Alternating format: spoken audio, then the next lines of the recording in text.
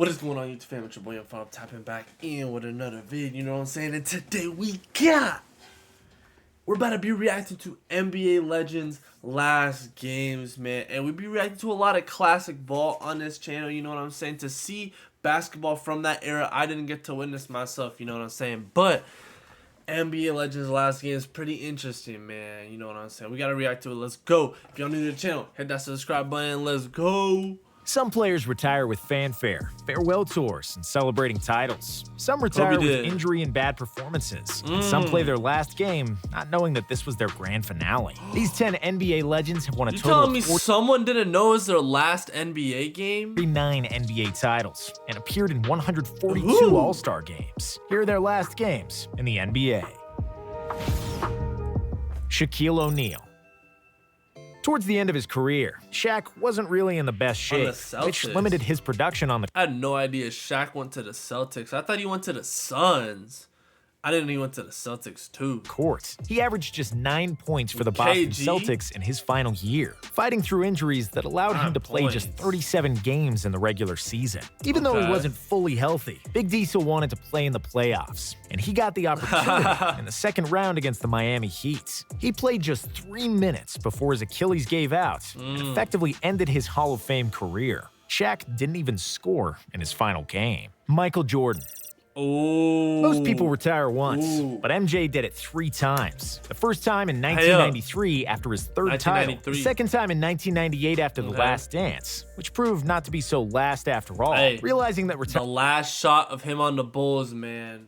Do y'all know what that shot was? Woo! Retirement is not as fun as playing NBA basketball. MJ was ready to lace him up again in 2001. He wasn't Air Jordan anymore, and he couldn't fly on a regular basis, but he was still good enough to average 20 points per game in the final 2 seasons he played with the Washington Wizards. Pretty good. That's pretty good for once being he broke 40, it was time to retire for good and let Father Time keep his undefeated record. Speaking of records, the Wizards didn't have a good one, and they were outside of the playoff picture. So everybody knew that Jordan's last game would be in the regular season against Allen Iverson and the Philadelphia 76ers. Countless media outlets, celebrities, and NBA legends were in attendance to see MJ's last game and celebrate his illustrious career. However, unlike Kobe's, Jordan's farewell was only glorious during the pregame festivities. In the game itself, Jordan struggled, scoring just 15 points on 6 of 15 shooting, while Washington ended up losing the game 107-87. Wilt Chamberlain. Michael Jordan lost his last game by 20 points. Oof, that's a rough one, chat. Wilt Chamberlain, let's go. In the 1972-1973 season, Chamberlain averaged 13.2 points and league-leading 18.6 rebounds. With 73% shooting for the season, he'd also set up a field goal percentage record, which stood for 47 years until Mitchell Robinson shot 74% in 2020. Wilt was still dominant. With him and Jerry West, the Lakers got another shot at the title. In the NBA Finals, they were awaited by the New York Knicks, whom the Lakers beat in the previous season. This time, it was the other way around, and the Knicks won their second and last championship in franchise history. Sorry to rub it in, Knicks fans. Although Chamberlain didn't know it yet, it was his last appearance in the NBA, and he left the stage with 23 points and 21 rebounds in the final game. Larry Bird.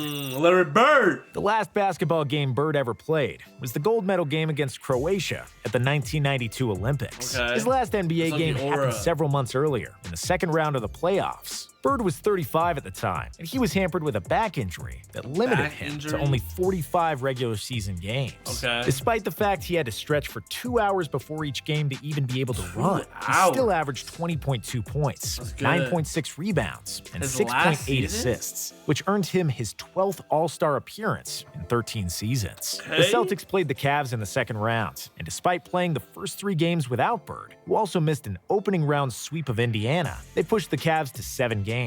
In Game 7, the old and banged-up Celtics couldn't hold on, and the game was a blowout. Bird had 12 points, 5 rebounds, and 4 assists in 30 minutes of play, when he was not stretching his back on the sidelines. Kobe Bryant. Sometime during the first quarter of the 2015-2016 regular season, Kobe Bryant had published Dear Basketball, a beautiful poem about his love for basketball and his subsequent retirement at the end of the season. The rest of the year turned into a farewell tour. I didn't know that was Kobe's poem.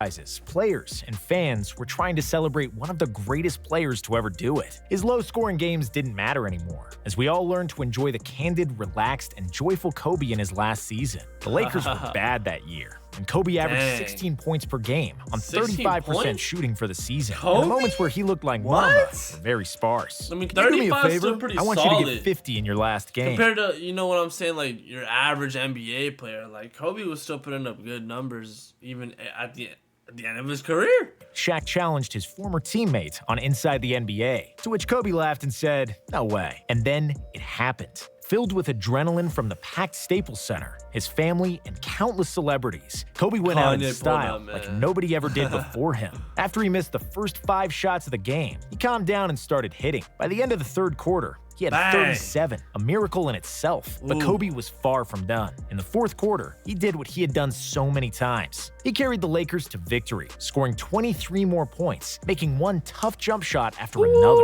He outscored the entire Jazz team in the fourth. And bear in mind that Utah was fighting to get into the playoffs, so it wasn't like they were letting him shoot because it was his last game. Kobe left the game with 4 seconds to go, to a long-standing ovation from the LA crowd, who knew they witnessed one of the best performances in basketball history. Bryant set some records in that game, and the 60 points he scored on a career farewell is the most ever, and no player before him had scored even 30 points in their last game. What else can I say? Mamba out. What? That's how Kobe went out? Nah. The emotional Kobe, leaving the game he loved all his life and the career Kobe did it best for 20 years. Kobe did it best. Duncan. How can that get beat, man? Tim Duncan, While we were let's watching go. the last game of Tim Duncan's career, we didn't 100% know that it was his last game, but we all suspected it. Duncan, who turned 40 in April of 2016, entered the playoffs after the worst statistical year of his career. After an All-Star and All-NBA year in 2015, he finally showed more advanced signs of aging in 2016, averaging just 8 points per contest. In the series against the Oklahoma City Thunder, Duncan struggled, and it was clear that his mobility and athleticism are a thing of the past. He did manage to score 19 points, 5 rebounds, and a block in the last game, which was his best game of the playoffs. Before he left the floor, I wonder who was Tim Duncan's last block, bruh. Some aura. Headed to the locker room. Quietly, and without any fanfare, Timmy raised his hand in the air, signaling that he had just checked out of the NBA game for the last time. Kareem Abdul-Jabbar.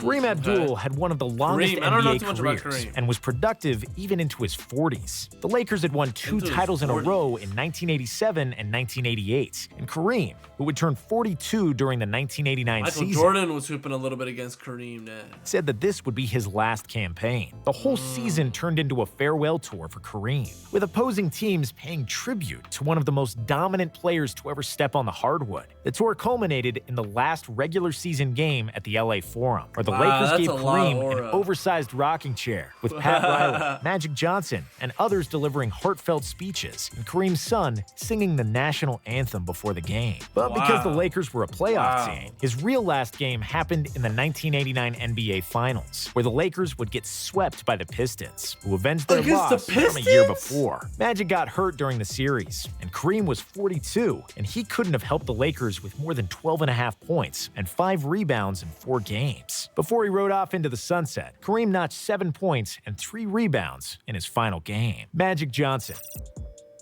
Magic Johnson shocked the world in 1991, retiring from the NBA because he contracted the HIV virus. He was 31 at the time and still in his prime, just coming off a loss in the 91 finals against the Chicago Bulls. But basketball remained his passion, and Magic could not stay away. First, he returned for the 1992 All-Star Game in Orlando with an emotional performance that earned him the game's MVP award. He was then a part of the 1992 Dream Team at the Olympics, and he wanted to return to the NBA for the 93 season. However, he opted against the comeback when some of the NBA players expressed fear about competing against someone who had HIV. What? Magic got HIV? I heard this before. But that's why he had to leave the NBA? Because no one wanted to play against him because they feared that? I mean, I guess that's fair, right? For a short stint as the Lakers head coach in 1994, Johnson finally made his comeback as a player in 1996. Noticeably heavier and a bit slower, Irvin still showed that there was a lot of magic left, as he averaged 14.6 points, 6.9 assists, and 5.7 rebounds as a power forward. leading the Lakers to a 22-10 record in 32 games played. The ending wasn't so sweet after all, as the Lakers lost in the first round of the playoffs. So wait, Magic and Kobe played a year? With internal problems within the team. Magic's stat line in the final game is that a dumb question? Read 8 points, 5 boards, and 5 assists in 30 minutes of action. I'm going out on my terms. Something I couldn't say when I aborted a comeback in 1992, Magic said in his retirement announcement. Hakeem Olajuwon. After he had spent y'all gotta let me know if Kobe and Magic did end up playing a season. 17 years of his NBA career as a Houston Rocket, where he was a 12-time All-Star with 2 NBA titles, Hakeem Olajuwon signed for the Toronto Raptors, who offered him more money. It was weird to see Hakeem in a Raptors jersey, just like it was weird to see him averaging 7 points per game. The Raptors had a good team, but without an injured Vince Carter and the aging Olajuwon, they lost in the first round of the playoffs to the Pistons. Hakeem played just 15 minutes in the deciding game of the series, scoring 8 points with 4 rebounds. Bill Russell. Not that crazy. The 1968-1969 Celtics were not considered to be championship contenders due to their age, and only the 4th best record in the East. Despite low expectations, Boston had beaten Philadelphia and New York on their way to a new finals appearance. In the finals, they were met by the Lakers, who previously had All-Stars Jerry West and Elgin Baylor on the team. But now they also added the biggest star of them all, the amazing Wilt Chamberlain. Nobody expected the Celtics to win, even after they pushed the series to a Game 7. The Lakers were so sure of their victory that they placed thousands of balloons under the roof to celebrate their first championship since the team moved to California. But that celebration did not happen, and the balloons were never released. Led by player-coach Bill Russell, the Celtics won 108-106, which was their 11th title in 13 years. Russell scored just 6 points, but he grabbed 21 rebounds. 21 and dished out 6 assists in one of the biggest surprises in the history of NBA Finals. What?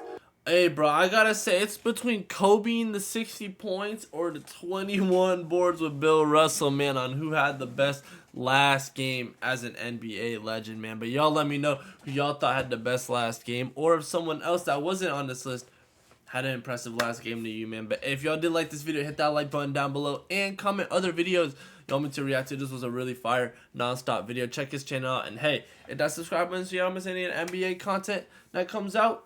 Hit the bell so you know when it does, man. Hey, have a good day. I'm gonna catch you on the next video. Yes, sir.